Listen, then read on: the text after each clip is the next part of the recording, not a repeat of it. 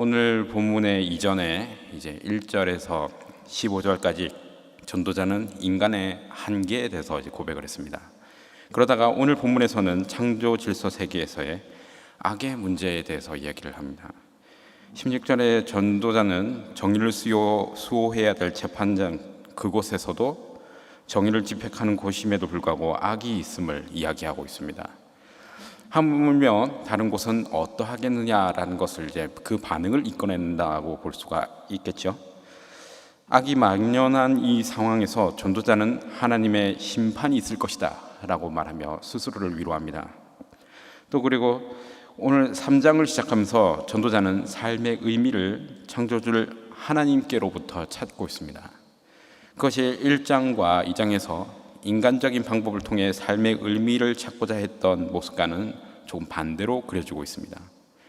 창조 질서 속에서 하나님의 모든 것이 아름답게 창조하셨다 고백한 전도자는 이제 악이라는 인간 세계의 현실 속에서 하나님의 심판의 문제에 해답을 제시합니다. 하나님의 심판에 대한 전도자는 두 가지를 이야기합니다. 그것은 모든 행사에는 때가 있다는 것과 모든 생명을 가진 피조물은 공통적으로 죽음을 맞이하게 될 것이다 라는 것입니다. 때와 죽음은 악이 결코 영원하지 못함을 근거로 하고 있습니다. 악인이 세상에서 승승장구하더라도 죽음을 피할 수는 없는 것입니다. 전도자는 하나님의 심판을 악의 해결책으로 보며 하나님의 때와 인간의 죽음을 제시하고 있습니다. 그리고 악에 대한 현실적인 대응으로 자기의 일에 즐거워해라 라고 말합니다. 정의가 날카롭게 서 있어야 할 재판정에서도 불의가 판을 칩니다. 하나님은 성도라여 하여금 이 땅에 정의를 서도록 하십니다. 그러나 이 세상에서 완전한 정의를 기대할 수가 없습니다. 그러나 그러한 마음 가운데서도 우리가 낙심하지 말아야 할 것은 주님께서 다시 오실 때 반드시 공의로운 심판이 있을 것이기 때문입니다. 이 세상이 정의롭지 않고 불의가 가득하다 해도 우리는 실망하며 낙담할 필요가 없습니다. 최선을 다해 약자를 배려하는 세상을 만들려고 애쓰다가 이기적인 세상 앞에 무릎을 꿇을 필요도 없습니다. 불의한 자들이 정죄를 받지 않고 기세등등하다고 해도 그것은 영원할 것이 아니기 때문입니다. 어차피 그들도 죽기 때문입니다. 그리고 그 후에는 정의로운 하나님 나라에서의 그런 심판이 있을 것이기 때문입니다. 세상의 악과 타협하지 말고 내가 맡은 자리에서 하나님의 성도로서 살아가는 모습을 보여주면 되는 것이다. 그것이 오늘 말씀의 결론입니다. 오직 소망은 하나님의 나라이며 교회는 그 나라를 보여줘야 함을 잊지 말아야 하는 것입니다. 그리고 하나님의 없으신 그 형상을 그 보여주는 역할로서 우리가 선택되어 부름받았습니다. 그렇기 때문에 보이지 않는 하나님을 우리가 보여주는 역할을 우리는 이 세상을 살면서 해야 하는 것입니다. 그것이 하나님의 형상으로 지음받았다라는 말의 의미인 것입니다. 하나님을 또 18절에서 또 짐승과 16절에서 18절에서 짐승과 사람을 비교합니다. 짐승이 태어나서 죽는 것처럼 사람도 누구나 다 죽습니다. 선한 자도 죽고 악한 자도 죽습니다. 똑같이 죽음이란 것은 피할 수 없는 그러한 상황을 맞이하게 됩니다. 악한 자의 흥함을 보고 분노하며 죽더라도 또 하나님의 심판이 있음을 우리는 기억해야 합니다. 성도는 하나님이 나를 이 세상에 창조하신 목적을 아는 사람들입니다. 악인은 태어나서 자신이 살고 싶은 방대로 그것을 추구하며 자신의 목적대로 살다가 죽지만 하나님께서 창조하신 그 사람의 목적은 하나님을 예배하고 하나님을 찬양하는 것입니다. 그렇기 때문에 그리스도인들은 이 세상에 태어나서 자신이 왜 태어났는지 그 이유와 목적을 아는 사람들입니다. 바로 하나님을 예배하기 위해 태어났다라는 것입니다. 하나님은 사람들이 죽음 이후에 누리게 될 영원한 하나님의 나라를 소망하며 지금의 현실에서 어려움이 있다 해도 하나님을 의지하며 살아가야 함을 성경을 통해 말씀하고 계십니다. 자신의 인생에 다른 누군가와 비교해서 내가 별로 못한 것 같다라고 하며 그렇게 비교할 필요가 없습니다. 저 사람은 무엇을 더 가졌고 저 사람이 나보다 무엇인가 더 앞서가고 있고 그것을 비교할 필요가 없다라는 것입니다. 사람은 모두 덧없는 인생을 살아갈 뿐이라고 전도자가 말하고 있습니다. 학문적 성취나 성공이나 혹은 인류를 위한 위대한 공헌을 한 것처럼 한 것이 참된 보람을 주지 않습니다. 오직 믿음으로 살아가는 것만이 의미 있는 삶인 것입니다. 하루를 살아도 믿음으로 산다면 그 믿음으로 행한 것들은 하나님 나라의 흔적으로 남을 것입니다. 성도는 이 땅에서의 삶이 완성될 하나님 나라를 소망하며 살아가야 하는 것입니다. 그렇기에 하나님을 사랑하는 마음으로 교회와 이웃을 위해 희생하며 살아가는 사람은 반드시 하나님 나라에서 칭찬을 받을 것입니다.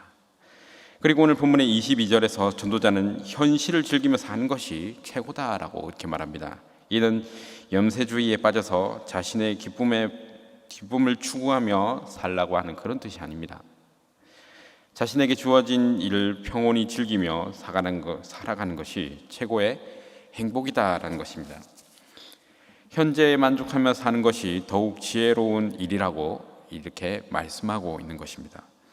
하나님을 경외하고 지금 주어진 일을 즐거워하는 것이 낫다라는 것입니다. 성도는 하나님의 섭리를 믿기에 지금 당면한 일을 즐거워합니다. 그 일이 비록 힘겨울지라도 자기 몫으로 여기는 자들입니다. 하나님이 크고 작은 일상에서 그분의 은혜를 베풀고 계심을 우리는 믿습니다. 신작에 주님께서는 주시는 크고 작은 즐거움은 일상에서 우리는 경험하며 살아갑니다. 성도는 이제 내세에 죽음 이후에 영원한 안식이 있음을 믿습니다. 인생의 종말을 알기에 더욱 이 땅에서의 삶을 즐거워하면서 살다가 후에 하나님 나라에 하나님과 영원히 누릴 것을 우리가 생각하면서 그것을 소망하며 살아가는 것입니다. 하나님이 이미 주신 안식을 누리면서 앞으로 완성될 그 하나님의 나라를 소망하는 것입니다. 이것이 하나님이 사람에게 베풀어 주신 최고의 행복이다라고 말씀하고 있는 것입니다. 현재 자신이 겪고 있고 맞닥뜨린 상황들을 한번 보시면 아무리 어렵고 고통스럽다 할지라도 그것을 통해서 믿음을 연단하고 우리는 주님의 나라를 소망해야 하는 것입니다. 전능하신 하나님께서 그 섭리 가운데 사랑으로 우리를 돌보고 계십니다. 매일 반복되는 일상이 지루하게 생각할 것이 아니라 지금 닥친 일들을 괴로워할 것이 아니라 지금까지 하나님이 나와 동행하셨음의 분명한 증거들을 생각하면서 오늘도 함께 하시는 하나님을 믿고 즐거워할 수 있어야 합니다. 세상에는 억울한 일들이 많이 있습니다. 정의로워야 할 재판장조차도 악으로 가득 차 있음을 전도자가 말합니다. 그럼에도 우리는 낙심하지 말아야 합니다. 불의한 세력과 맞서다 부서질지라도 절망하지 말아야 합니다. 왜냐하면 하나님의 공의로운 심판이 있기 때문입니다. 그래서 심판받을 세상의 악과 우리는 타협하지 않아야 하는 것입니다.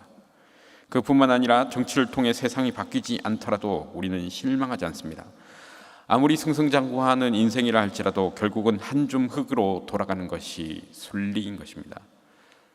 그래서 살아있는 것은 동물이든 식물이든 죽는 것은 매 한 가지다라고 오늘 전도자가 말하고 있습니다. 사람이라고 이 땅에서 영원한 생명을 가지고 살지 않습니다. 유한한 생명력을 가지고 마치 평생을 이 땅에서 살 것처럼 사는 것이 죄인된 인간의 본성입니다. 그럼에도 주님을 믿는 그리스도인들은 죽음을 기대하며 살아가는 사람들입니다. 여러분들은 죽음을 기대하고 있습니까? 아니신 것 같네요. 죽음 이후에 이제 영원한 주님의 나라에서 그분과 함께 하실 것이기 때문에 우리는 그 죽음을 소망하며 산다라는 것입니다. 그런데 그 죽음 이후에 하나님과 함께 안식을 누리며 살 텐데 지금의 이 현세를 더욱 살아가며 이것이 마치 영원할 것처럼 살아가는 것이 죄인의 모습이다라는 것이죠. 주님을 사랑하는 마음으로 교회와 이웃을 위해 살아가는 자는 결코 그 나라에서 상을 잃지 않을 것이다라고 주님께서 말씀하셨습니다. 자신에게 주어진 삶을 충실히 살아가야 합니다. 내게 맡겨진 사람들, 나의 일들, 나의 가정, 직장과 사업장에서 또 우리는 오늘을 살아가야 합니다. 오늘이라는 시간 가운데 하나님과 동행함을 느끼며 살아가는 것이 성경에서 말하는 복입니다. 성경에서 말하는 복은 거창한 것이 아닙니다. 요셉이 형들에 의해 애굽에 팔려갔지만 노예의 신분에서도 자신에게 맡겨진 일들을 충실히 해냈습니다. 그리고 창세기 39장에서 그 노예된 신분에서 여호와께서 함께 하시니 형통한 자가 되었다라고 말합니다. 형통한 자가 되었으니 좋은 일이 일어날 것처럼 우리가 생각되어지지만 성경은 요셉의 형통함을 말하고 그 뒤에 억울한 누명을 쓰고 감옥에 가는 일들을 겪게 되는 것을 이야기하고 있습니다. 그리고 그 감옥에서도 여호와가 요셉과 함께 하셨고 그를 범사에 형통하게 하셨다라고 동일하게 말합니다. 노예의 신분이고 죄수의 신분인데 하나님이 형통하게 하셨다라고 말합니다. 뭔가 맞지 않는 것처럼 보이지만 이것을 통해서 우리는 그리스도인들의 삶의 원리를 하나 알 수가 있습니다. 하나님이 주시는 형통은 내 주변 상황과 환경과는 아무런 상관이 없다라는 것입니다. 감옥에서도 노예의 신분에서도 하나님이 함께하는 그 삶이 형통한 삶이다라는 것입니다. 내가 원하는 것이 이루어지고 나에게 유리한 상황들이 펼쳐지고 나에게 긍정적인 영향을 주는 환경이 되었을 때 우리는 그것을 복이라고 부르지만 성경은 그러한 외부적인 상황과 환경을 복이다라고 부르지 않습니다. 바로 하나님과 함께하며 그분과 동행하며 주님 안에 내가 채워지는 것을 성경은 그것을 복이다라고 말하고 있습니다. 이것이 인간이 이 세상에서 누려야 할 즐거움입니다. 결국 다 흙으로 돌아가겠지만 이런 인생이 험한 것이 아니라 그 상황 가운데서도 하나님을 바라볼 수 있는 자가 되는 것, 그것이 인생에서 복이요 즐거움인 것입니다. 노르웨이 오슬로에 미래 도서관이라는 것이 있습니다. 2014년부터 이제 100년 동안 1년에 한 명의 작가를 선정해서 그 작가의 작품을 이제 보관하는데 제목만 밝히고 내용은 공개하지는 않습니다. 그리고 출판을 100년 뒤에 2114년에 이제 이 100개 작품을 모아서 출판을 한다고 합니다. 우리는 볼 수 없겠죠. 그리고 청구루의 나무를 사용해서 출판을 한다고 합니다. 이제 90년이 남았습니다. 우리는 못 봅니다. 처음에는 이야기를 들었을 때 굳이 저런 거 뭐하러 하나라는 생각이 들었습니다. 그 안에 주님 오시면은 그 작품들은 영원히 볼 수 없게 되고 아무런 가치가 없어지는 것이죠. 전 세계에서 1년에 한 명 선정했으면 그 사람은 얼마나 대단한 사람이겠습니까? 이 프로젝트가 시작된 지 이제 10년이 됐는데 우리나라 작가 중에서도 한강이라는 소설가가 이제 선정이 돼서 제목만 밝힌 미공개 작품을 이 도서관에 보관 중이라고 합니다. 참고로 이 한강이라는 소설가는 올해 아시아 여성 최초로 노벨 문학상을 받은 사람입니다. 대단한 분이죠. 개인에게는 굉장한 영광이고 명예고 나라에서도 노벨상을 받은 사람이 있다라고 자랑할 수 있는 큰 업적입니다. 그러나 이것이 주님이 오시면은 다 무슨 소용이 있겠습니까? 그분과 그분의 상을 폄하하는 것이 아닙니다. 인생이 심판받을 때 하나님 앞에 우리가 내어놓을 열매가 무엇이 있겠습니까? 우리가 주님 앞에 내어놓을 것은 그 열매는 세상의 업적과 자랑거리가 아닙니다. 주님께서 그런 것을 요구하시겠습니까? 아닙니다. 우리가 내어놓아야 할 것은 예수 그리스도에 대한 믿음입니다. 하나님이 그것을 열매로 보신다라는 것입니다. 어떤 결과물을 보는 것이 아니라 네가 어떤 믿음을 가지고 살았느냐, 네가 예수를 믿고 있었느냐를 주님께서는 보신다라는 것입니다. 그렇기에 우리는 오늘 하루를 충실히 주님의 말씀에 순종하며 살아가는 오늘 하루를 살아가야 하는 것입니다. 오늘 하루도 주님 안에서 맡은 자리에서 즐거워하며 하루를 충실히 살아가시는 성도 여러분들이 되시기를 간절히 소원합니다. 사랑과 은혜가 풍성하신 하나님 감사를 드립니다. 주님의 성도를 불러주시고 이 자리에 나오게 하심 또한 감사를 드립니다. 오늘 하루의 삶을 살아가는 그 가운데서 하나님의 말씀을 듣고 기도 제목으로 하나님 앞에 나아가는 성도들이 있사오니 주님께서 보살펴 주시고 인도하여 주시옵소서. 인생들 가운데 걱정 근심이 더 크게 보일 것 같이 보이지만 그 너머에 계시는 그 하나님을 먼저 바라볼 수 있는 우리가 될 수 있도록 주님께서 인도하여 주시옵소서. 그리고 우리의 인생들 가운데서도 순적하게 인도받는 그런 귀한 시간들, 그런 오늘 될 수 있도록 주님께서 인도하여 주시옵소서. 주님께 순종함으로 예수 그리스도로 맺는 열매가 무엇인지 알게 하시고 주님께 내어놓는 그 예수님이라는 그 열매를 맺는 귀한 오늘도 될 수 있도록 그런 인생길 될 수 있도록 주님께서 인도하여 주시옵소서. 성도의 길로 가는데 어려움이 있을지라도 주님을 먼저 바라보며 그 믿음으로 강건하게 나아갈 수 있는 우리가 될 수 있도록 주님께서 인도해 주시고 우리의 믿음을 보살펴 주시옵소서. 이 자리 가운데 빈손으로 나오지 않고 주님께 마음을 드리며 나온 성도들이 있사오니 주님께서 보살펴 주시고 가정과 환경과 그 상황과 그 사업까지도 주님께서 돌보아 주시옵소서. 오늘 하루를 허락하심을 감사하며 또한 오늘 하루를 마무리할 때에 또 감사하는 마음으로 귀한 날로 마칠 수 있도록 주님께서 인도하여 주시옵소서. 예수님의 이름으로 기도드립니다. 아멘.